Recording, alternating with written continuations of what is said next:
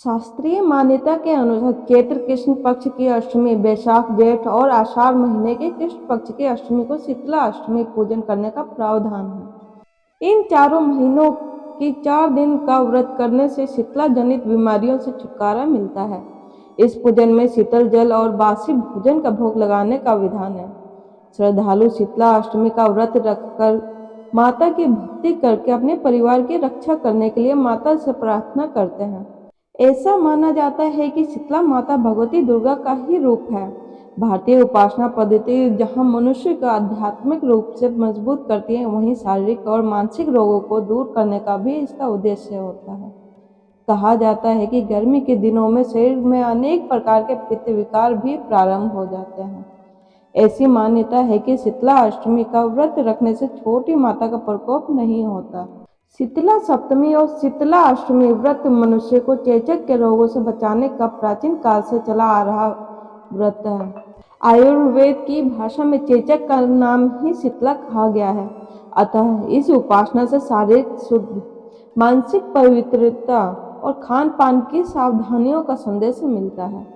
इस व्रत में अष्टमी के दिन कलश स्थापित कर माता का पूजन किया जाता है तथा प्रार्थना की जाती है कि चेचक, गलघोटू, बड़ी माता, छोटी माता, त्रिविधा, दुर्ग युक्त, फोड़े, नेत्र रोग और शीतल जनित सभी प्रकार के दोष शीतला माता की आराधना पूजा से दूर हो जाए।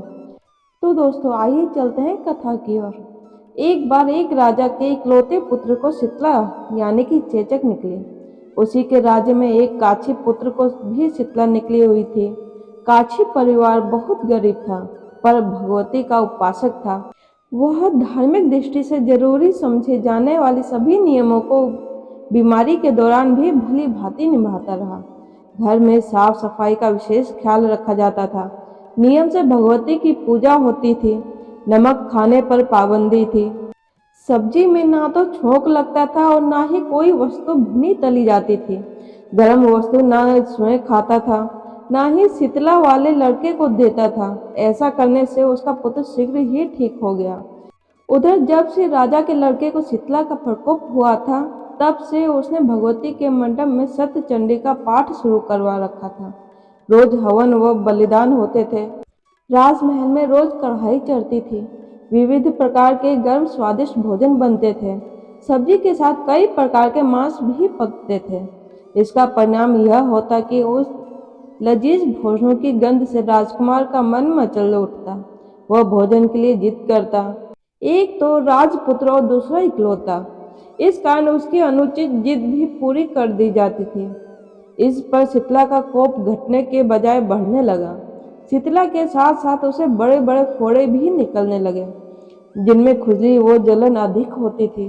शीतला की शांति के लिए राजा जितने भी उपाय करता, शीतला का प्रकोप उतना ही बढ़ता जाता, क्योंकि अज्ञानतावश राजा के यहाँ सभी कार्य उल्टे हो रहे थे। इससे राजा और अधिक परेशान हो उठा।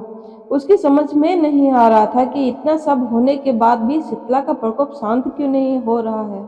एक दिन राजा के गुप्तचरों ने उन्हें बताया कि काछी पुत्र को भी शीतला निकली थी, पर वह बिल्कुल ठीक हो गया है। यह जानकर राजा सोच में पड़ गया कि मैं शीतला की इतनी सेवा कर रहा हूँ, पूजा व अनुष्ठान में कोई कमी नहीं है, पर मेरा पुत्र अधिक रोगी होता जा रहा है, जबकि काछी पुत्र बिना सेवा पूजा के ही ठीक हो गया है। इसी सोच में उसे नींद आ गई। श्वेत वस्त्र धारिणी भगवती ने उसे स्वप्न में दर्शन देकर कहा, हे राजन, मैं तुम्हारी सेवा अर्चना से प्रसन्न हूँ, इसीलिए आज भी तुम्हारा पुत्र जीवित है। इसके ठीक न होने के कारण यह है कि तुमने शीतला के समय पालन करने योग्य नियमों का उल्लंघन किया है। तुम्हें ऐसी हालत में नमक का प्रयोग बंद करना चाहिए। नमक से रोगी के फोड़ों में खुजली होती है। घर की सब्जियों में छोंक नहीं लगाना चाहिए, क्योंकि इसकी गंध से रोगी का मन उन वस्तुओं को खाने के लिए ललचता है। रोगी का किसी के पास आना जाना मना है, क्योंकि यह रोग औरों को भी होने का भय रहता है। अतः इन नियमों का पालन कर तेरा पुत्र अवश्य ही ठीक हो जाएगा। विधि समझाकर देवी अंतर ध्यान हो गई। प्रातः से ही राजा ने देवी की आज्ञा अनुसार सभी कार्यों की व्यवस्था कर दी। इससे राजकुमार की सेहत पर अनुकूल प्रभाव पड़ा। और वह शीघ्र ही ठीक हो गया।